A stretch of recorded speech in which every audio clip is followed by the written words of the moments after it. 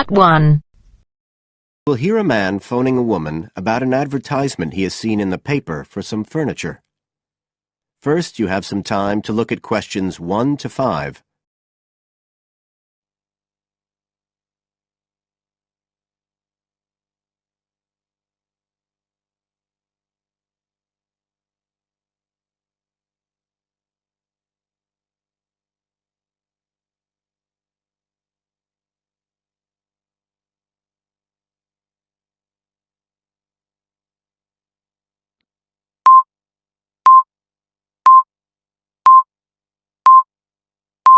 Listen carefully and answer questions 1 to 5.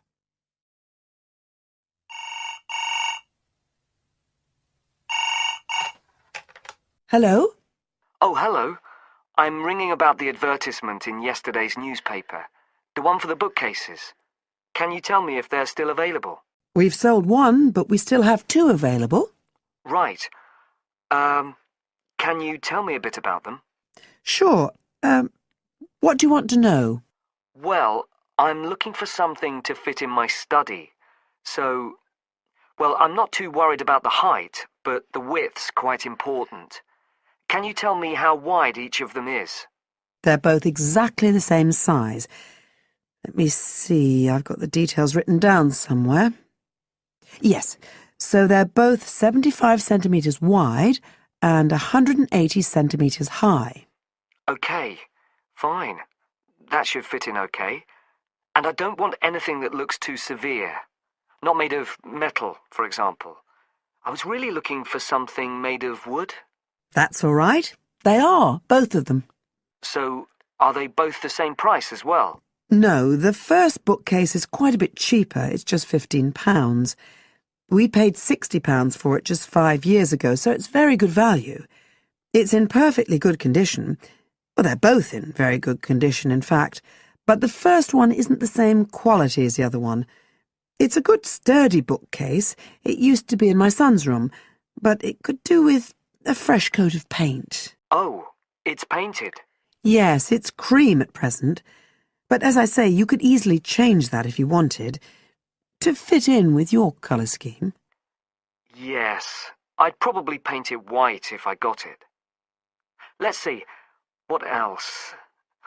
How many shelves has it got? 6.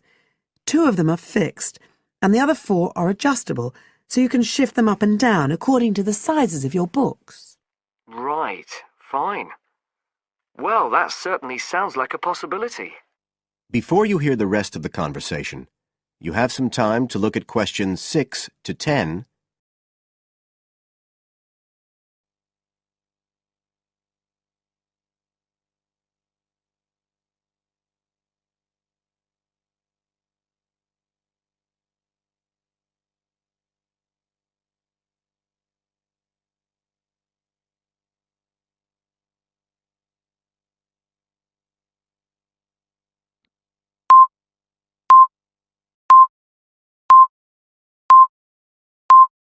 Now listen and answer questions 6 to 10.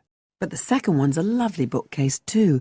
That's not painted, it's just the natural wood colour, dark brown. It was my grandmother's, and I think she bought it sometime in the 1930s, so I'd say it must be getting on for 80 years old. So it's very good quality. They don't make them like that nowadays. And you said it's the same dimensions as the first one? Yes, and it's got the 6 shelves. But it also has a cupboard at the bottom that's really useful for keeping odds and ends in. Right. Oh, and I nearly forgot to say, the other thing about it is it's got glass doors, so the books are all kept out of the dust. So it's really good value for the money. I'm really sorry to be selling it, but we just don't have the room for it. So what are you asking for that one? £95. It's quite a bit more, but it's a lovely piece of furniture. A real heirloom. Yes. All the same, it's a lot more than I wanted to pay. I didn't really want to go above 30 or 40. Anyway, the first one sounds fine for what I need. Just as you like. So, is it all right if I come round and have a look this evening? Then, if it's okay, I can take it away with me. Of course. So you'll be coming by car, will you? I've got a friend with a van, so I'll get him to bring me round. If you can just give me the details of where you live. Sure. I'm Mrs. Blake. Blake. That's right. And the address is 41 Oak Rise. That's in Stanton. OK. So I'll be coming from the town centre. Can you give me an idea of where you are? Yes. You know the road that goes out towards the university? Yes.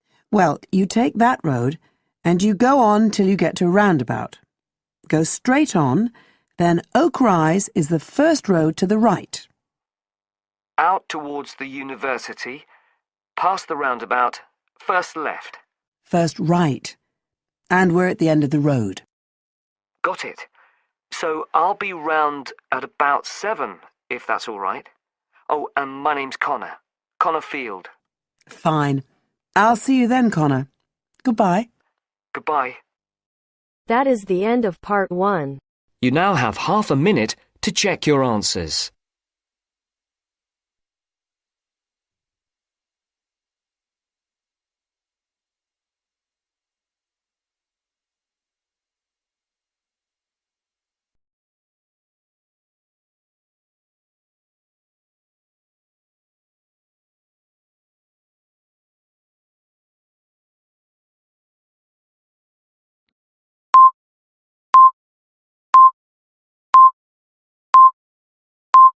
Now turns to part 2.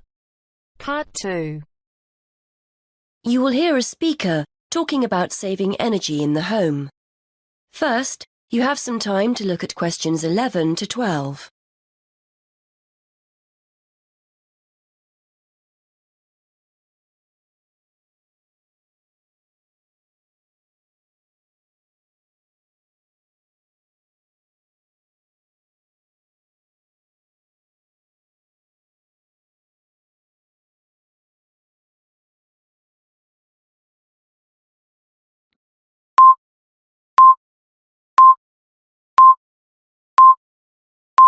Now listen and answer questions 11 to 12. Many thanks for inviting me along to talk about saving energy in the home. This is a key issue for many people who now find themselves on tight budgets.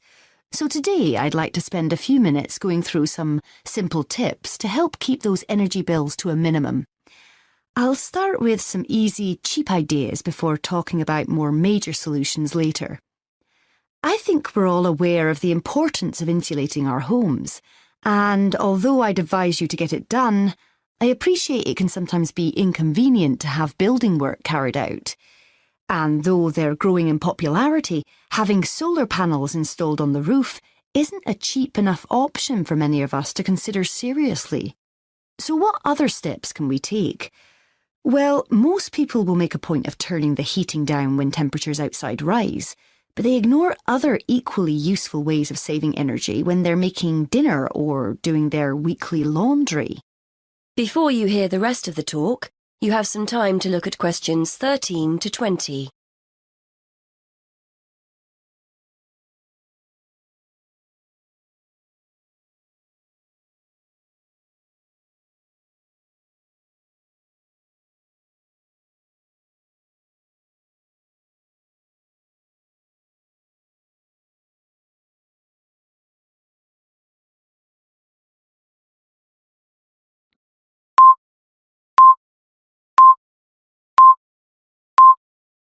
Now listen and answer questions 13 to 20. If you're living in a relatively new apartment or house, you're probably blessed with a cosy, draft-free living space. But for those of us in older properties, the chances are there are gaps all over the place where cold air is getting in. Walk around your home and place the back of your hand around window frames. Can you feel cold air coming in from outside? Get down on your knees at the doors. Is there a draft at floor level? Fix these drafts with some cheap draft excluders and savings in heating bills will begin straight away. And are you using the latest energy-saving light bulbs? I'm not recommending you go around your entire property throwing out older ones and replacing them all immediately.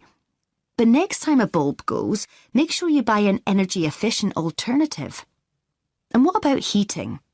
If you have radiators in every room, do you need them all switched on throughout the day? If they're on timers, set them efficiently. Then there's the laptop or your TV. Do you leave them switched on overnight or on standby? Don't waste money. Turn them off. And that goes for lights as well. You'd be surprised how many people leave them on when they go out. There are also guaranteed savings to be made in the kitchen. I'm always telling my husband not to overfill the kettle when he makes a cup of tea. Why boil more water than you actually need?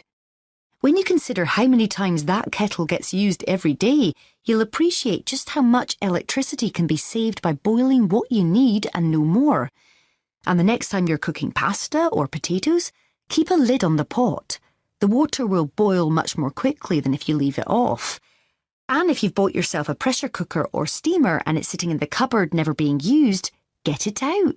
They're much more efficient than pots and pans. Now, the refrigerator and freezer. If the fridge is next to the cooker, it's having to work harder to stay cold. But as I'm giving cheap, easy solutions here, a kitchen redesign might be out of the question. Still, there are other energy-saving steps you can take. Keep an eye on the temperature control. We often forget to turn it down in the colder winter months when a high setting is unnecessary. Also, remember to defrost the freezer frequently and try not to overfill it, as this isn't the most efficient way of using it. The washing machine is another potential money saver. A lot of people wash at 40 degrees Celsius, but it's often okay to drop the temperature down to 30 degrees Celsius with similar results. And remember to either wash full loads or select the half-load programme. Again, a surprising number of people forget to do this. And is it really necessary to dry your clothes in a tumble dryer? If you have a garden or a yard, hang them outside. Or if you're drying them inside, get yourself a cheap clothes rail rather than hanging things over radiators, which robs you of valuable heat. Now, let's turn to some of the help our local council is offering to householders to save energy. That is the end of part 2. You now have half a minute to check your answers.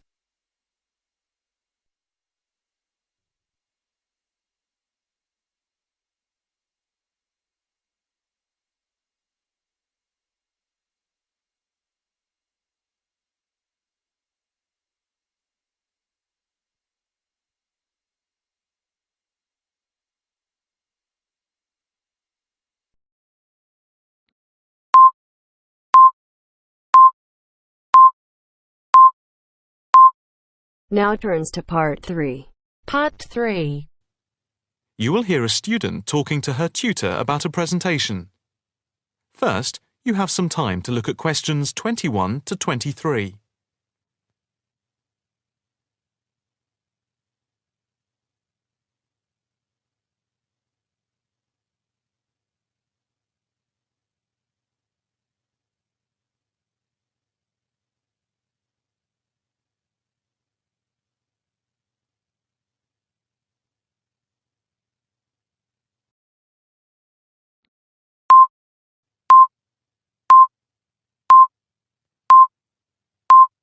Now listen carefully and answer questions 21 to 23.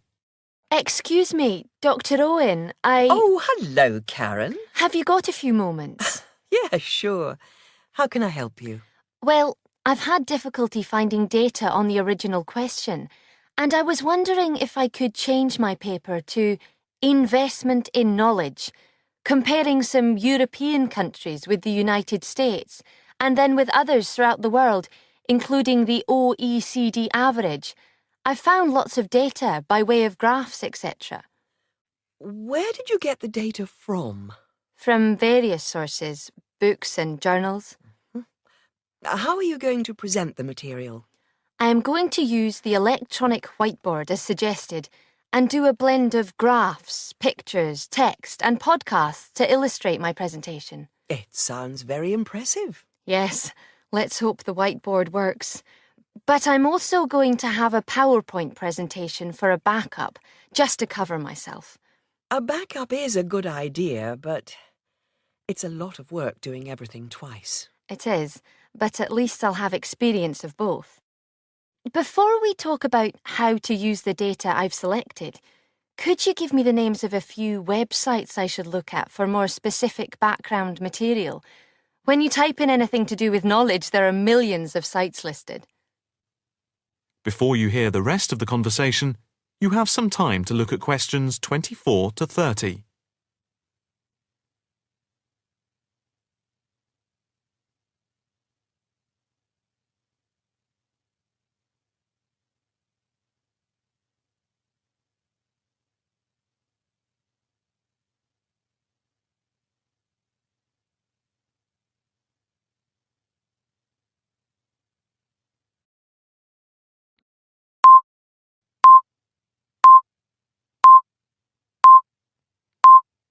Now listen carefully and answer questions 24 to 30. Let's see. Oh, I'll print you off this list.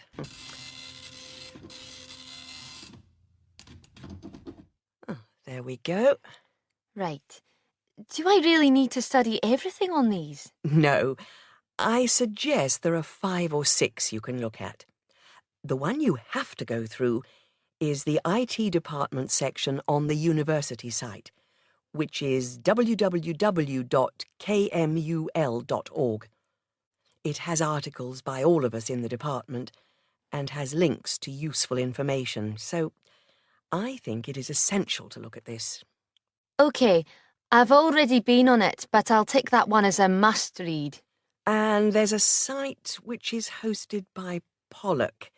It's investmentit.com. All you need to do is to skim the abstracts of the articles on the site. They'll give you a general idea about the effects of investment in knowledge. Yes, that sounds good. It cuts out having to read everything. What about this one? knowledgejournal.com. If I remember, it's not that useful. I would say that there are very few things that you need to read there. Then there's itknowledgereview.com. It's got loads of articles, but it's probably best just to read those that have come out in the last term or so. Do you have to subscribe? No, it's free from the university library. And another free journal online is itonline.com. I wouldn't say it's essential to read it, but it is beneficial. And so I think it is worth a look. If you think it's useful, there is no harm in looking at it. But nationalstatistics.com is worth looking at and trying out the links that it gives. I think these are probably enough to be getting on with. I think so. There's another thing I want to ask about. How much material should I use in my presentation? Avoid crowding the screen.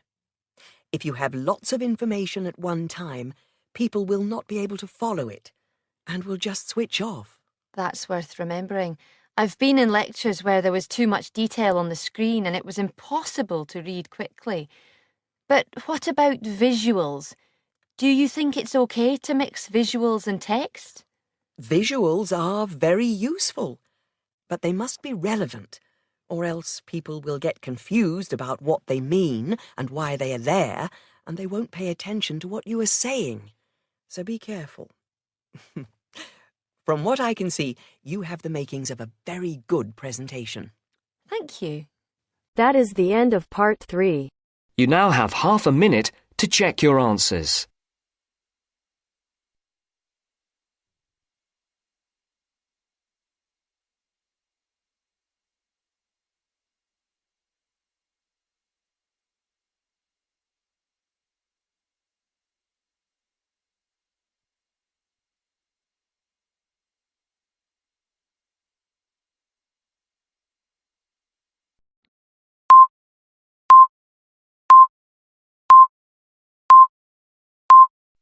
Now turns to part 4. Part 4. You are going to hear a lecture on life at work, which is being given as part of a series of lectures on productivity and work practices. First, look at questions 31 to 35.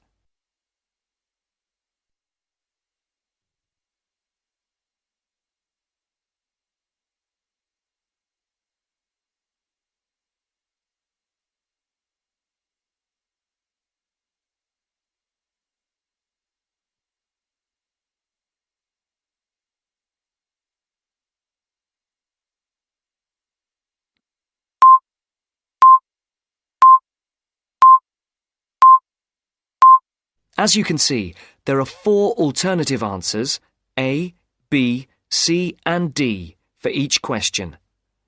Decide which alternative is the most suitable answer and circle the correct letter.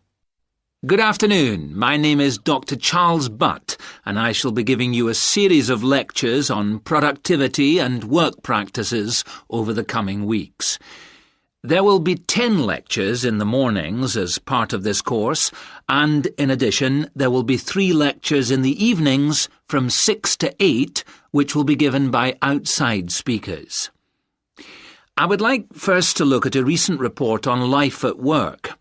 The report shows that the average British worker takes less than half an hour for lunch, 27 minutes to be precise, and that sick leave is on the increase. The drop in the length of time spent on lunch was 9 minutes when compared to last year, down from 36 minutes. According to the report, this is the first time that the average lunch break has fallen below half an hour. As regards sick leave, you can see that the average figure is 10 days per year. That's up by 1 day in 2002 compared to 2001. While physical illness was given as the most common reason for absence in the case of non-manual workers, stress was the most common cause of long-term absence. It's worth noting here that 9 out of 10 workers claim that stress is a problem in their organisation, and that 8 out of 10 bosses are feeling more stressed than ever before. I would just like to say here that we will be looking at the stress in work and study at a later date, and we'll be looking particularly at ways of dealing with it in studying, particularly for exams. You can see from the calendar that Professor Appleyard will be giving a lecture on this topic the week after next. The report also says that just below 50% of workers claim that they were taking less time off for holidays than they were entitled to.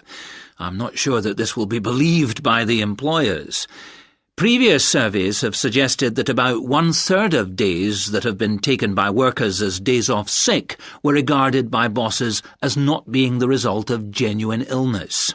Some more hard data is required to corroborate both these claims. Before the speaker continues, look at questions 36 to 40.